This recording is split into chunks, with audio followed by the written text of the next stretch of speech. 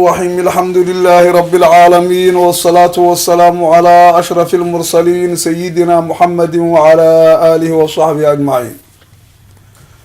waxaan kusoo jirnay mawduucii ahaa albidcatu lxasana. waa tii marka waxyaalo badan aan kusoo qaadnay xilligii u dambeysay. waxaan maraynay inaanu ka hadalno waxyaalihii khulafadii raashidiinta ahaa nabiga gadaashiisa caleyhi salaatu wasalaam ay sameeyeen, ayadoo marka si guud waxaa nabiga gadaashiisa la sameeyey ama ha noqoto khulafaa urraashidiin ama hadday rabaan ha ahaadeen asxaabtii kale inaanu ka hadli doono. marka waxaan hadda soo marnay afartii khulafada ahaa abubakar, cumar, cuthmaan, saddexdaa waxyaalaha ay sameeyeen oo nabiga gadaashiisa ay sameeyeen iyagu markaa noqonahaya waxa albidcatu lxasana la yidhaahda ayaan soo marnay. galabta meeshaan waxaan ka hadlaynaa khaliifkii raabica ee ugu dambeeyey ee imaamkii cali ibnu abi aalib la oran jiray.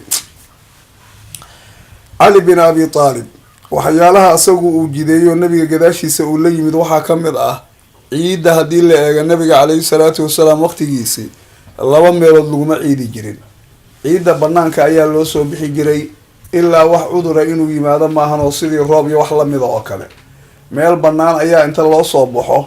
ayadaa ilaa dadka qaali ka dhe-e taasaa marka la isugu imaan jiro oo ciidda lala imaan jiray. nabigu marka ciid kale oo dadu ugu talagalay oo kuwa ducafadahay ma aanay jirin. isagu marka waqtigiisi wuxuu sameeyey nin ayuu wuxuu amray masaajidka dadka ducufadaayo iyagu liita ha noqdeen kuwa jiran ama kuwa da-da ha ahaadeen in masaajidka ayaga lagu tujiyo oo markaa aan lagu mashaqaynin meeshaa banaan ee la aadahaya inay u baxaan. marka xadiid arrintaa ku saabsan maruu soo qaaday imaamka shiraazi la yidhaahdo kitaabkiisaan muhadab oo imaamu nawowi asagu uu sharxay oo majmuuca uu ku sharxay arrintaas asagoo ka waramaya ayuu kitaabkaa wuxuu kusoo qaaday xadiid ahaa ana caliyan istakhlafa abaa mascuudin al ansaariya radia allahu canhu liyusaliya bidacafati nnaasi fi lmasjid. cali wuxuu isku bedelay saxaabiga abaa mascuud al ansaari la yidhaahdo, wuxuuna isugu bedelay inuu dadka kuwooda ducafada mashaahidka uu ku tujiyo, isaguna marka kuwa kale aqwiyada ah ayuu meeshii saxrada ahayd uu ku tujinaya. xadiidka imaamu nawowi markii majmuuca uu ka waramahayey wuxuu sheegay xadiidka istikhlaafka shaafici inuu wariyey oo wuxuu yihi rawaahu shaaficiyu biisnaadin saxiixin. xadiidkaas imaamu shaafici baa wariyey buu yihi oo wuxuu ku wariyey buu yihi sanad saxiixa ayuu ku wariyey. rag kaloo marka muxadithiina xadiidkaa waa ay wariyeen. muxadithiinta waxaa kamid a imaamka bayhaqi la yidhaahdo ayaa kamid a oo wuxuu ku wariyey kitaabkiisa assunan lkubraa la yidhaahdo. wuxuuna kusoo qaada baabka ah alimaamu ya'muru man yusallii bidacafati nnaasi alciida fi lmasjidi. ninka madaxda inuu farahayo qof dadka kuwada ducafada ah tujiya ciidda mashaahidka ku tujiya waa. marka xadiidkaas sanad buu ku wariyey, sanadkaasna wuxuu ka wariyey nin husayl la yidhaahdo ayuu uga wariyay. husaylkaasu wuxuu ka warinaya ana caliyan amara rajulan an yusaliya bidacafati nnaasi fi lmasjidi yowma fidrin aw yowma adxaa wa amarahu an yusaliya arbacan. sayid cali nin inuu faray inuu tujiyo dadka kuwada ducafada ah masaajidka inuu ku tujiyo, oo maalintaa far ay ahayd maalin ciiddii afurka ama ciiddii udxada ciidatan udxiyada. wuxuuna marka amray ninkaas inuu 4 ragca tukado. afartaa marka uu ka waramahayo ilaa xadiid kaluba hadda warin doonaa ee 2 ragca sheegay ciiddu ilaa waa 2 ragce. bayhaqi wuxuu yihi waxaa iska suurtagal ah buu leeyay inuu uga jeeda 4 ragco ninka sidaa wariyay inuu sayid cali faray 2 ragco oo taxiyatulmasjida. ila meeshii mashaahid baa lagu tukanhaya markii imaamku uu soo galo marka taxiyadaasuu tukanhaya, dadkuna waa sidoo kale. iyo 2 ragca oo markaa ciidda. markuu hadalkaa sheegahaya wuxuu yihi wayaxtamilu an yakuuna araada ragcatayni taxiyata almasjidi huma ragcatay lciidi mafsuulatayni canhumaa. waxaa iska suurtagalay inuu warkaa uga jeeda 4taas lasoo qaaday 2 ragco oo 2dii ragco mashaahidka lagu salaamahayey ah iyo 2 ragco ciidda ayaa ka soocan. maxaa yeele sanad kaluu haddana keeni doonaa oo 2 ragca kaliya sheegahaya. sanadkiisa haddana wuxuu sanad labaad uu ku wariyey oo nin abi isxaaq la yidhaahdo uu ka wariyay bayhaqi ana caliyan radia allahu canhu amara rajulan an yusaliya bidacafati nnaasi yowma alciidi fi lmasjidi ragcatayn. sayid cali nin inuu faray dadka ducafadooda tujinaya maalinta ciidda fil masjidi mashaahidka ku tujinahaya dhexdiisa ragcatayn laba ragco marka ciiddu waa laba ragco wey wixii kaloo riwaayo kale soo qaadana macnahaas kale ayaa lagu fasiraya wax lamid marka hadda axaadiidan bayhaqi uu wariyey oo sunankiisa uu ku wariyey kuwa lamida isaguna waxaa wariyey xaafidka cabdirazaaq la yidhahdo oo kitaabkiisa musanafka la yidhahdo ayuu ku wariyey cabdirazaaq waa muxadis hore xataa bukhaari iyo muslim raggaas kasii horeeya oo aada waqtigiisu u fog yahay waaya marka cali binu abi taalib haddii la eego hawshaan hadda uu sameeyey hawl looga horreeye ma aha oo dadka ducafada gaar ha loo tujiyo ciidda xilliga nabiga waqtigiisana ma jirinin xilliga abubakarna ma jirin cumarna ma jirin cuhmaanna ma jirinin isaga laftigiisa ayaa jideeyey sidaa laftigeeda waxaa kitaab uu leeyahay kusoo qaaday qolooyinka howlaha noocan oo kale ee bidca xasana diida shiikhooda ibnu taymiya la yidhaahdo oo kitaab minhaaju sunna la yidhahdo isagu uu leeyahay oo qolooyin rawaafid ah oo shiico ah marka uu ku radinaya ayuu kitaabkaa wuxuu ku leeyahay fa ina caliya bna abi taalib radia allahu canhu marka hadalkaa wuxuu uga jawaabahayey hadda mushkiladoo dhan ba aqlabka waa ninka beeray laakiin markaa waxaa ku qasbahayay inuu warkaa laftigiisa soo qaado waana war jira kuwa midka shiiciga wuxuu ku radinahayay kitaab mid ibnulmutahar la yidhaahdo uu alifay oo raafidi ah ayuu kitaabkaa ku radinahayay kaasaa marka cuhmaan ilaa iyagu cali bnu abi taalib maana asxaabta wax u yar maahana mucdamkooda way kasoo horjeedaano weliba saddexda khulafada ay ka mid tahay oo markaa xataa xeyr waxay gaarsiinahayaan ay ku gaalnimo xukmiyaan iyo baadi iyo waxbay dhaleecayn iyo baloo dhan bay u sameynay marka hadalku soo qaadaa waxaa ka mid ah inuu ku cambaareeyey wuxuu cusmaan ku cambaareeyey adaan nabiga waqtigiisa aan jirin buu soo darisiiyey taasoo ceeb uga dhig taa maruu ka jawaabahayo wuxuu yidhi fa ina caliya bna abi taalib radia allahu canhu axdatha fi khilaafatihi alciid athaaniya biljaamic wuxuu yidhi cali binu abi taalib khilaafadiisa wuxuu kusoo darisiiyey ciid labaad oo masjidka jaamica lagu tukanayo kalo markaas waxaan filaya inuu kuufa jooga cali uu kuufu jooga fa ina asunata almacruufata calaa ahdi rasuulillahi sunnada nabiga waqtigiisi lagu yaqaanay wa abi bakrin abi bakr iyo wa cumara cumar iyo wa cuhmaana cuhmaan annahu laa yusallaa fi lmisri ilaa jumcatun waaxida walaa yusallaa yowma annaxri walfidri ilaa ciidun waaxid xilligii nabiga iyo abubakar iyo cumar iyo cuhmaan waxaa la yaqaan magaalada inaan lagu tukan hal jumco keliya ma ahane yacni maalinta ciidda oo yowmunaxri ama ha noqoto ama yowmulfidr ha noqoto ciiddii yani adxada iyo ciiddii afurka mid kastaba ha ahaatee inaan la tukan hal ciida keliya maaha ee laba meelood aan lagu kala tukan waljumcatu kaanuu yusalluunaha fi lmasjidi jumcada waxay ahaayeen yusalluunaha fi lmasjidi mashaahidka inay ku tukanahayeen walciidu yusalluunahu bisaxraai laakiin ciidda banaankay ku tukanahayeen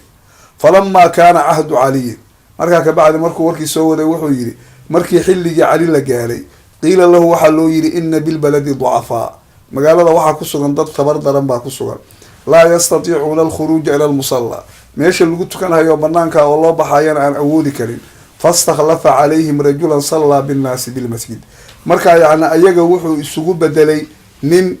oo dadka mashaahidka ku tujiya isagu marka inta dadka mucdamkiisu meeshay aadahayaan ayuu markaa dhankaasu aaday oo ku tujinay marka arrintaani waa xadiidkanuna waa sugnaaday oo inuu istikhlaafka noocaasa sameeyey waa kan marka yacni ibnu taymiya laftigiisuna sheegahaya isaguba in cali nin uga horreeyay uusan jirin hawshaa isagu bilaabay inay ahayd waaya marka haddii la eego haddaan ka hadalno marka masalada yacni ciidda oo saxrada lagu tukanayo culimmadu waxay u badan yihiin fuqahadu in banaanka lagu tukadaa fadli badan bay yidhaha laakiin imaamu shaafici isagu wuxuu qabaa wuxuu leeyahay oo isagu uu ku fasirhaya uu leeyahay banaanka tukashada yacni banaanka lagu tukanhaya oo nebigu saa uu yeelay waxaa yeelahayuu leeyahay haddii nabiga mashaahidkiisii mashaahid ciidiidii u ahaa ciidana dadkao dhanba way imaanahayaalo dumar iyo dad walbao dhanba la rabaa inay kasoo qeyb galaan caruur iyo nabigu wax walba ha loo yeeruu yiri marka ma uusan qaadi karin sidaa daraadeed ayuu nabigu saxrada u aaday inuu marka banaanka inuu ku tukada daa'imaana way jiraan qolooyinka marka nabigu inuu daa'imay fiirinhayana sidaa daahirkaabay ku socdeenoo waxay leeyihiin ciidda in lagu tukada masaajidka iyo in lagu tukada meesha banaan la isugu yimaado meeshaa banaan ayaa afdalay leeyihin mashaahidku ama hadduu raba ha qaadi karo ama haddii raba yuusan qaadi karin laakiin imaamu shaafici isagu wuxuu ku xambaaray wuxuu leeyahay masaajidku haddii uu qaadi karo masaajidka in lagu tukada ayaa afdal u leeyahy limaada muxuu ku cilaynhaya ma-aakhid buu fiirinahayaa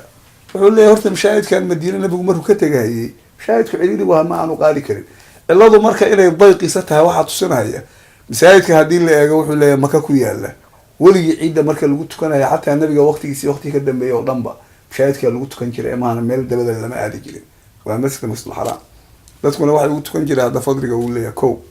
midda kale masaajida guud ahaan haddii la eego nabiga hadda waxaa ka sugnaatay oo markaa wuxuu ishaaraa uu soo qaadaa xadiid muslimka ka dambeeyey uu wariyey hadda isaguna yacni uu xadiidkaa macnihiisi sheegay oo xadiid wuxuu ahaa abu hureyre laga wariyaa wuxuu nabigu inuu yidhi axabu lbilaadi ila allahi masaajiduha wa abqadu lbilaadi ila allahi aswaaquha dhul midka ilaahay uu ugu jecel yahay waa masaajida dhul ilaahay midka ugu necab yahana waxa weeye waa suuq marka haddii nebigu yacni uu sheegay dhulka ilaahay inuu masaajida ugu jecel yahay hadda waa in salaada marka lagu tukadaa haddii yani sabab mancinahaya aanay jirin meeshaa lagu sheega inay afdal tahay isagoo markaa dhabahaasuma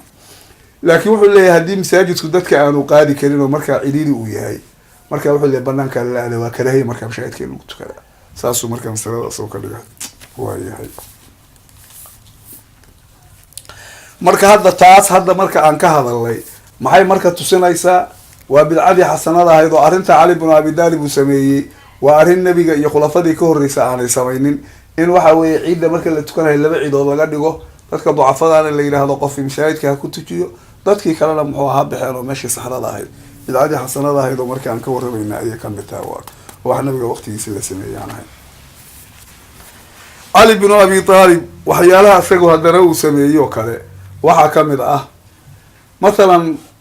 nebigu markii uu dadka ciidda tujinahayo weliba banaanka markuu usoo baxay nebigu sunno ciidda uu ka hormarinahayo ama uu ka gadaal marinahayo ma jirinin meeshaa markii nebigu uu yimaado musallaha ee saxrada lagu tukanhayo markuu yimaado haddaba markuu imaanaya marka khudbadaba uu galahayo ayuu markaas khudbadii ciiddii ee salaadiibuu nebigu gudagalahayay khudbadii ciiddu markaa akrinahaya dabeedna markaa waa soo rogmanaya marka cali bnu abi taalib oo sidaa isaguna yeelay ayaa waxaa la weydiiyey dad meeshii markay yimaadaan intaan salaada la tukanin kahor salaad tukanhaya markii ciidda laga salaamo naqsada salaad kaloo sunna haddana tukanhaya arrintaasaa marka la weydiiyey xadiid marka waxaa jira muxadidka bazaar la yidhaahdo kitaabkiisa musnadka oo musnadulbazaar loo yaqaano albaxru zakhaar magac kalena waa uu lahaaye ayuu wuxuu ku wariyay xadiid sanadkiisuna ku warinaya xadiidkaa wuxuu ka warinayaa nin la yidhaahdo waliid ibnu sariic la yidhaahdo oo mawlaa camar ibnu xurayth ninkaa camar ibnu xurayth la yidhaahdo ayuu waliidkaasi mawlihiisi ahaa qaala waliidkaasaa wuxuu yihi kharajnaa maca amiiri lmu'miniina caliy bni abi taalib radia allahu canhu waxaan raacnay buu aan la baxnay buu yidhi mu'miniinta madaxoodi oo cali bnu abi taalib ahaa fii yowmi ciidi maalin ciidaan wuxuu raacnay buu yidhi meesha saxradaha waa loo socda fa sa'alahu qowmun min asxaabihi dad oo asaga asxaabtiisa ka mid a qolo oo asxaabtiisa ka mid a ayaa weydiiyo faqaaluu waxay yidhaahdeen yaa amiira almu'miniina mu'miniinta madaxoodow maa taquulu fi salaati yowma alciidi qabla alimaami wa bacda maxaad leedahay salaada la tukanahaya maalinta ciidda imaamka hortiisa iyo gadaashiisa macnaha imaamku intii uusan dadka salaada tujinin ka hor iyo markii salaada laga baxa ka bacdi dad baa sunnooyin ka horna sunno la yimaada ka bacdina sunno la yimaada qaala wuxuu yidhi ninka waliid la yidhaahdaa falam yarudda calayhim shay-an waxba warkoodii kuma aanu radin waxba uguma jawaabin waa ka aamus huma jaa qowmun aakharu qolo kalaa haddana timid fa sa'aluuhu way weydiiyeen kamaa sa'aluuhu siday u weydiiyeen aladiina kaanuu qablahum kuwaa kuwii ka horreeyey siday u weydiiyeen oo kale ayaguna u weydiiyeen oo waxay yidhaha bal ka waran salaada laga hormarinahayo maalinta ciidda ee yacni imaamku intaanu tukan ka hor oo salaada ciidda laga hormarinayo midda laga gadaal marinahayo sunnadaa ka waran famaa radda caleyh ayagana waxba kuma aanu radin oo shay kuma jawaabin waa la socdaan markaa hadba meeshiibuu u socdaa marka walaa weydiisay qola kalaa haddana waxaa weeye timid oo meeshii kusoo lagu darsantay ayaguna sidii bay weydiiyeen falama intahaynaa ila salaati sallaa binnaasi fakabara 7 wa 5 markii salaada yacni aan gaarnay waa salaada maxalkeedii oo saxrada ahaa sallaa binnaasi dadkiibuu tujiyey fakabara 7 wa 5 7 iyo 5 buu kibaartay waa takbiirtii aad ugu ciidda lala imaanay salaada uma khadaba nnaasa dadkiibuu u khudbeeyey uma nazala waa uu degay kolley meesha mimbar iyo waxbaa mimbarkiibuu kasoo degay fa rakiba marka daabadiisii buu koray fa qaaluu waxay yidhaahdeen yaa amiira almu'miniina mu'miniinta madaxoodow haa-ulaa'i qowmun yusalluuna kuwaani waa dad tukanhaya haddaa salaamo naqsata kuwaa salaad u kacay oo tukanhaya bal si ugu jawaaba fiiri bal sida hadda asxaabu rasuulillaahi ay ahaay qaala wuxuu yidhi famaa casaytu an asnaca maxaan mudanahay bui inaan sameeyo. waaya sa'altumuunii can isunna, sunnadii nabigaa i weydiiseen. fa ina annabiya sala allahu calayhi wasalam nebigu lam yusalli qablaha walaa bacdaha, salaada ciidda ka hor nebigu ma aanu tukan, gadaasheedana ma aanu tukan. faman shaaa facala waman shaaa tarak, qofkii rabaa sidaas nabigu yeelo kaluu yeelhayaa, qofkii rabana uu ka tegi karaa. hadduu rabo haddii nabigu ka tegay sunnadii buu la imaan karaa.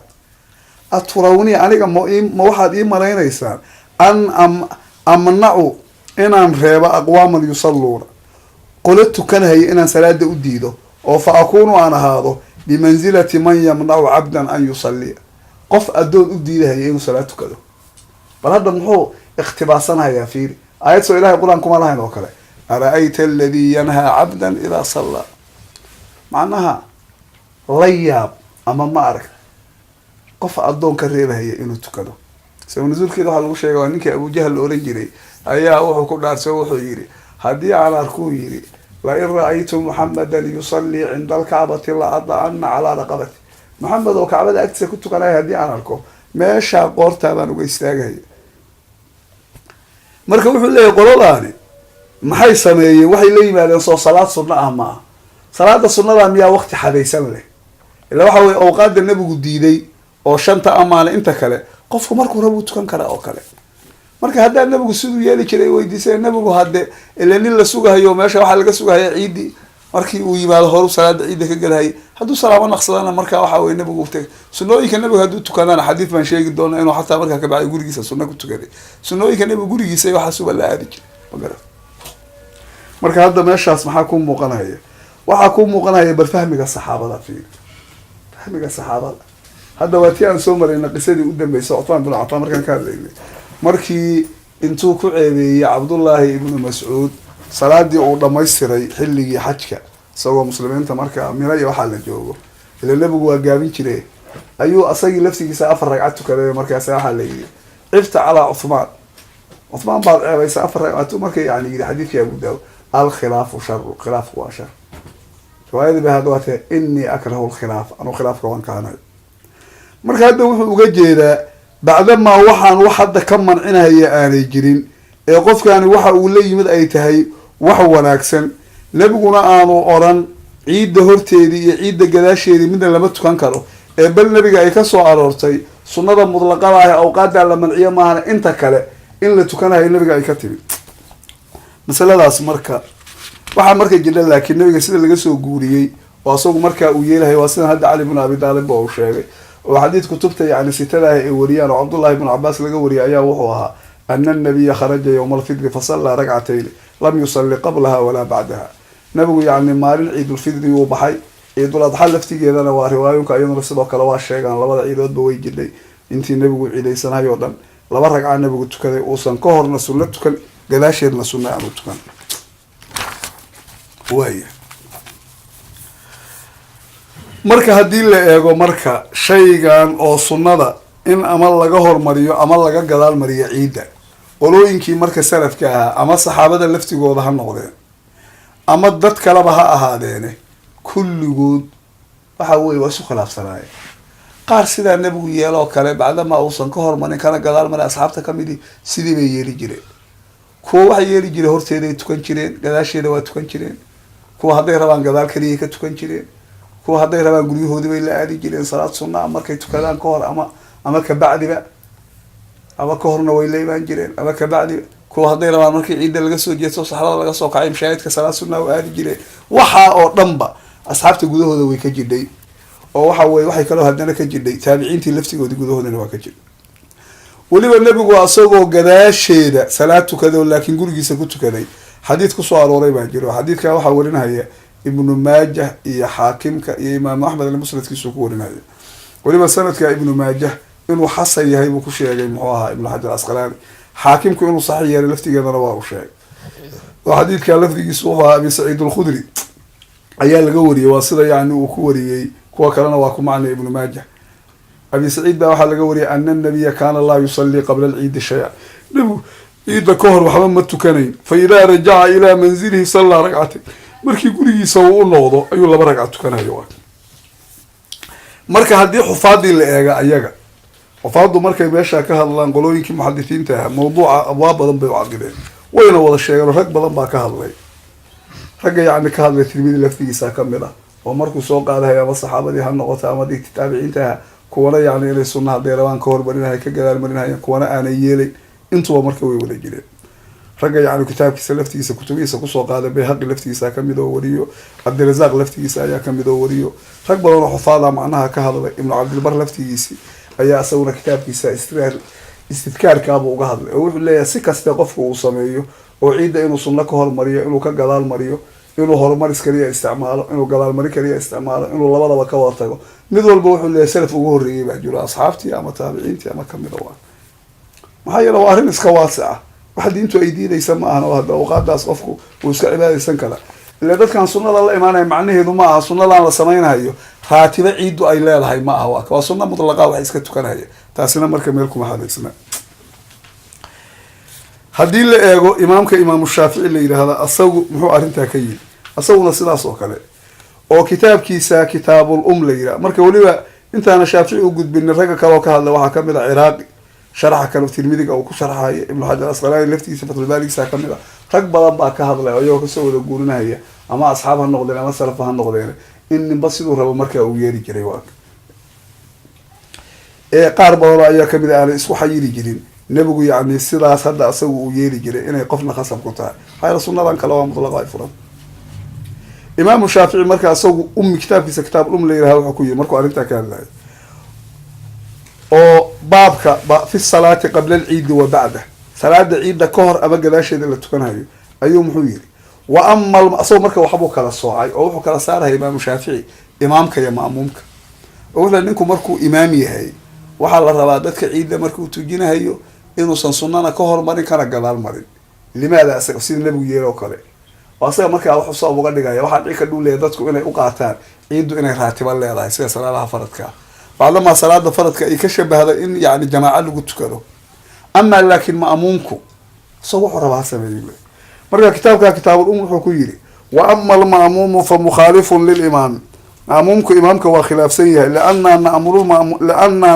المأموم بالنافلة أنه مأمومك وحن فرع النبي للسنة قبل الجمعة وبعدها صلاة الجمعة هذه اللي كهر يا جلالبا مأمومك وحن لنا السنة دي الله إمام ونأمر الإمام إمامك وحن فرعنا أن يبدأ خطبة إنه بالله ثم بالجمعة الجمعة إنه كحجيه لا يتنفل أصلا مركز سنة أن تكنين ونحب الله وحن نرجع الله إمامك ومعناها إن سنتها نوارجنا أن ينصرف إنه رغم حتى تكون نافلته إلى سنة دي سؤال كان نغطي في بيتي قريس وراتي هذا كده ما يسيقولي وكتكله لكن مركو مشاهدك سوق قالوا إلا أنك إمامك خديفك أصلا واحد سنة واحد مركز خطبة وآخرين مشاهدك سوق له أصلا مركز على مرة واحد سنة إنه تكله حتى تحية المسجد يبتكلم مننا ما توصل سوق له مركز وحركة بالله وهي خطبة دي إنه جديسين نبي يرجع وكذا لكن لقى الماي نتيجة هذا قولي يسكو صهر مرصلا وكلا يواد لقى الماي هدي هذا أنت اسك صهر مرة مشاهدك أول اسك فديو وكلا لقى الماي وايه لكن سيد النبي يرجع وكلا مركي خطبة ولا آخرنا هي هدي شأن قاس وسمين هيو ثم مركا أسأل الله إيمان ما هي خطبة دي ولا بالله وإن المأموم خلاف الإمام مأموم كوحي أرنتاس وكو خلاف سيء إمامك تبعد وكسو شيكي موقت تعيد وقد باي قال وحير ولا أرى بأسا أنا وحش دا وما أركوير إمام الشافعي أن يتنفل المأموم مأموم كأنه الصنلايستو قبل صلاة العيد عيد صلاة دي كهر وبعدها قراشير في بيتي قولي سأنو كصنلايستو وفي المسجد مشاهد كأنه كصنلايستو مأمومك والدريقي جدك سأنو كصنلايستو والمصلى ماشي صحراء هاي العيد اللي قلت كان هاي أما كهر بلا قلال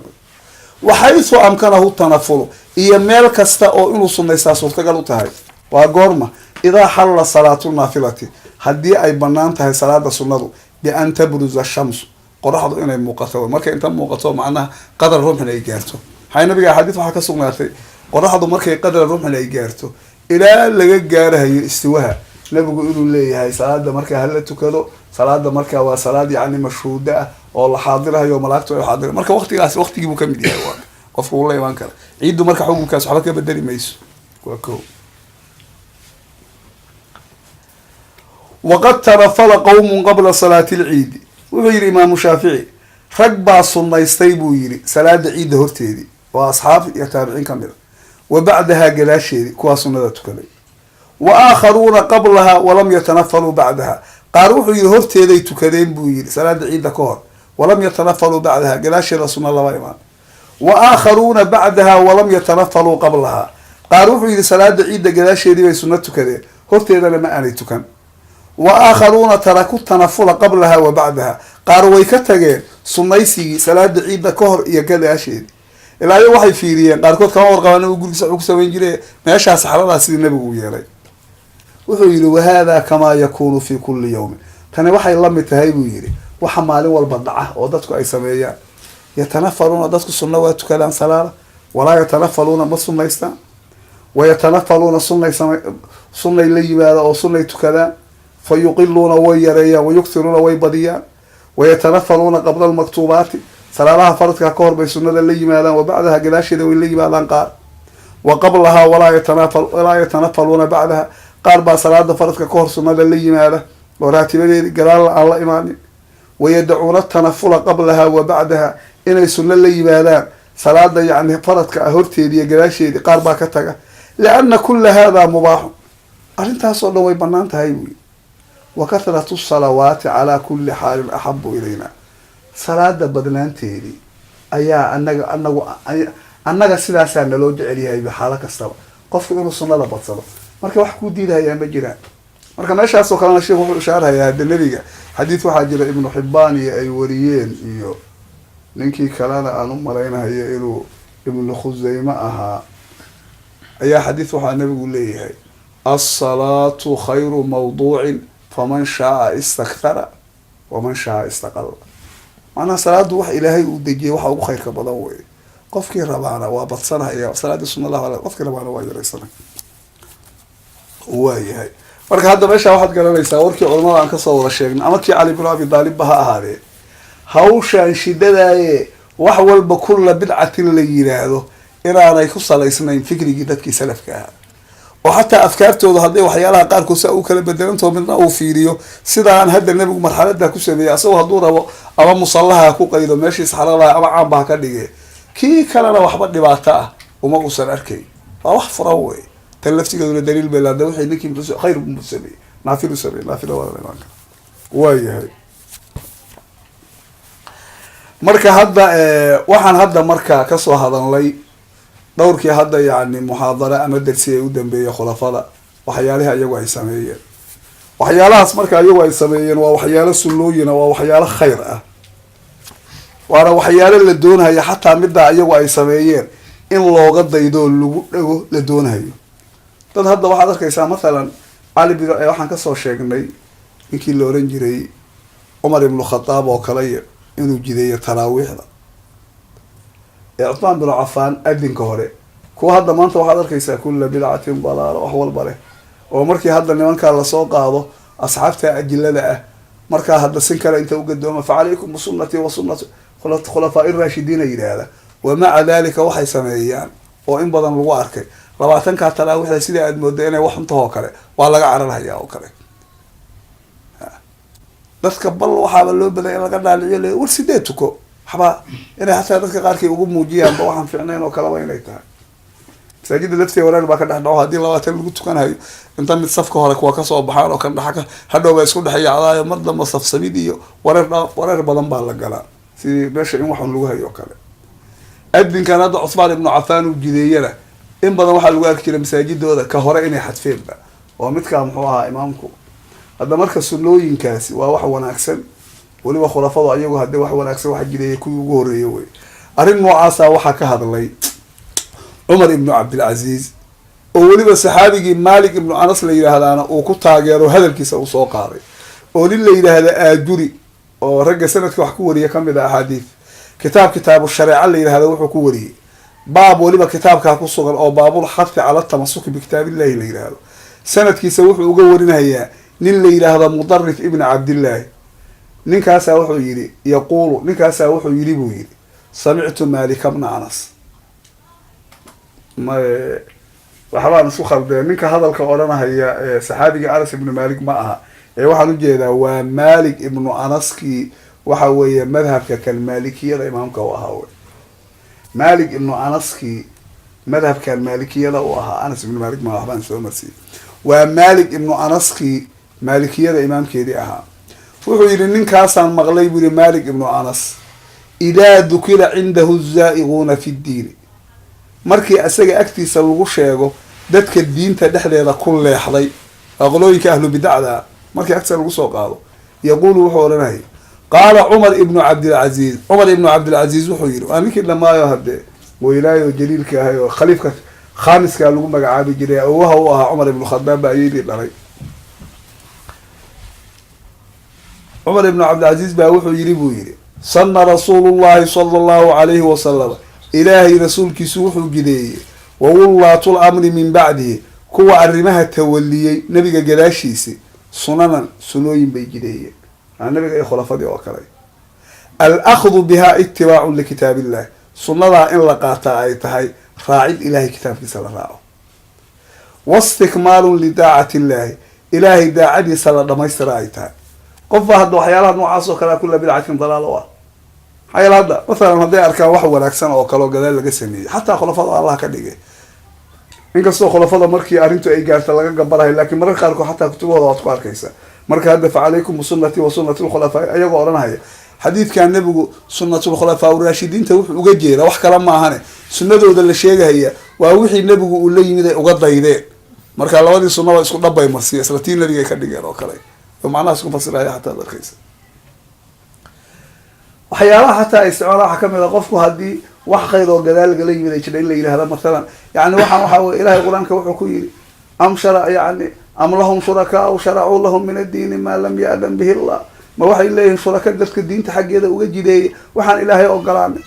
waxay odhanahayaa masalan nabiga waatii xaajatulwadaac ay kusoo degtay alyawma akmaltu lakum diinakum wa atmamtu calaykum nicmatii,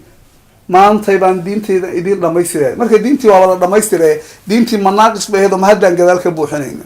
marka waa daliil khaldan. hadda wuxuu leeyahay Cumar ibnu Cabdilcaziiz waxaan ayagu ay jideeyeen in la qaataa waa ilaahay kitaabkiisii oo la raaco iyo daacada ilaahay oo la dhamaystiro. limaada muxuu sidaa u leeyahay? wa quwatun calaa diin illahi buu leeyahy, iyo ilaahay diintiisii oo la xoojiyo. hadda sidaa wuxuu odhanaya hadda masalan kasoo qabo khulafada haddaad hadda gaar usoo dad kale waa lamid oo kale.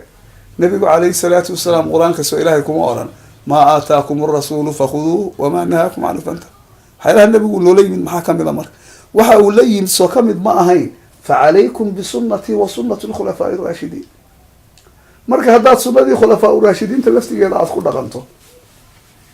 sunooyinka kaleo khayrkaana waa lamid oo hadda iyaguna waxay gelahayaan daliilkii caamka ahay oo man sanna sunatan xasana, kaa waqtigiisaan gaari doonaa.